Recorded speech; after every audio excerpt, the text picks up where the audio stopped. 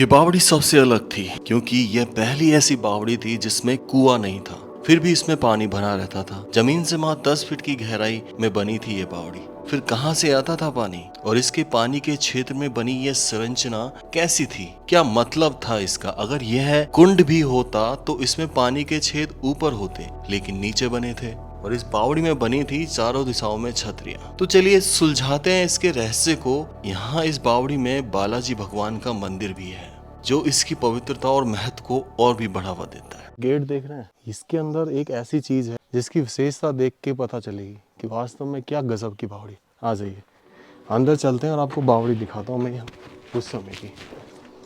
भाई ये पहला स्टेप घुसते ही अंदर नजर आती है। यहाँ से देखिए आप, ये बावड़ी आपको दिखेगी, देखते लगेगा कि कम से कम नहीं तो 250 से 300 साल पुरानी बावड़ी।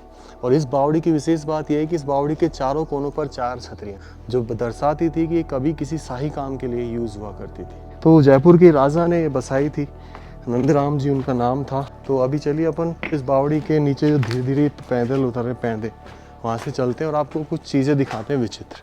इसमें एक गोमुख भी लगा हुआ है जो समय के साथ साथ ख़त्म हो गया है। और यहाँ के गांव वाले जब मेला लगता है तो इसको पाइप से भरते हैं। और ये गोमुख लगाने का कारण ये था कि कभी यहाँ प्राकृतिक पानी आया करता था। अब देखो ये भी जीर्ण शीर्ण हो चुका है, ये भी अपनी अवस्था बयां कर रहा है। सामने जो आप देख वो बालाजी भगवान का मंदिर है। और इधर ये जो मेहराब दिख रहे हैं, ये बेसिकली मेहराब बनाए जाते थे कि आप इसमें नहा धो के स्नान करके अपने कपड़े वहाँ बदल लीजिए। इधर की तरफ सेम ही जहाँ से हमने प्रवेश लिया वहाँ पे भी है। और अब इसके पीछे की तरफ आपको दिखाता हूँ एक विचित्र संरचना जो आपको सोचने में मजबूर कर देगी आखिर ये है क्या। आ जाइए, ये देखिए, ये जो आप देख रहे हैं पीछे, सबसे पहले ऊपर नजर मारते, ऊपर देखिए ये टोड़े जो लगे हुए हैं, विशाल काय तोड़े जो कि दर्शाते हैं 300 साल पुराने इतिहास को, जिसपे इन पत्थरों को डाटा गया, इसकी छत को डाटा गया और इन पे डिजाइन किया गया। फिर नीचे आप देखेंगे तो बेसिकली ये कुंड है। यहाँ पे मतलब बाहर नेचुरल से पानी आके भर जाया करता था, तब उसमें इसी में से यहाँ पे एक छेद दिया हुआ है ये, और इसी में से जाता था वो गोमुख में पानी, जब ये कुंड भर जाया करता था। लेकिन अब ना तो कुंड में पानी आता है और ना ही यहाँ पानी भरता है। तो आपको बता दूं, कभी इस बावड़ी के चारों तरफ बहा करती थी बाण गंगा, यानी बाण गंगा का एक बहुत बड़ा बांध हुआ करता था, जिससे इन छेदों में पानी आता था और इस पानी से जाता था गोमुख में पानी। तब ये बावड़ी भर जाया करती। लेकिन समय के साथ साथ पानी ऐसे गायब हो गया कि जैसे वहाँ कभी उसका कोई अवशेष ही नहीं था। बहुत दुख हुआ ये जानकर। मतलब गजब ही अपने आप में कलाकृति। और यहाँ पे देखो उस समय की जो भगवान की मूर्ति है वो शायद खंडित होने के कारण यहाँ लोग पटक गए। और यहाँ पे देखिए इधर खंडित मूर्तियाँ भी पड़ी हुई हैं।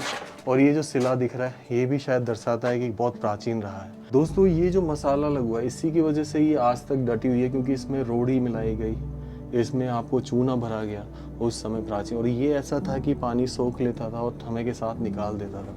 तो इसलिए ये इतने एंशियंट बावड़ी। आज की जनरेशन में पानी सोख तो लेती हैं लेकिन निकालती नहीं है मसाले, इसलिए उसकी उम्र 50-60 साल ही रह जाती है। तो यही रीज़न है कि जब प्राचीन समय में कोई चीज़ बनाई जाती थी तो इसलिए बनाई जाती थी ताकि लंबे समय तक उनके वंशज यहाँ पर राज कर सके। तो क्या था इस प्राचीन बावड़ी का इतिहास, शायद आने वाली जनरेशन को तो ये भी ना पता चले कि था क्या आखिर।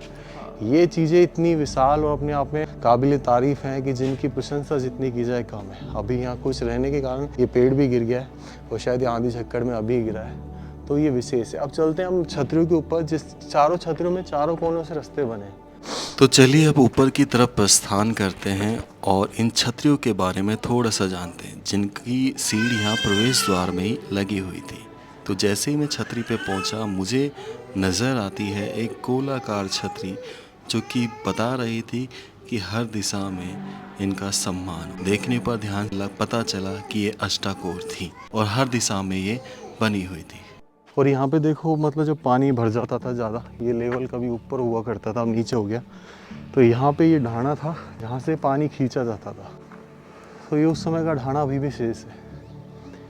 तो गजब की बावड़ी मैं तो यही कहूँगा। चलो ठीक है, तो व्लॉग को मैं यहीं एंड करता हूँ। राम राम सा सभी को। खम्बा गणिसा राजस्थान, मेरा देश मेरा भारत। बचा लो यार इन चीज़ों को।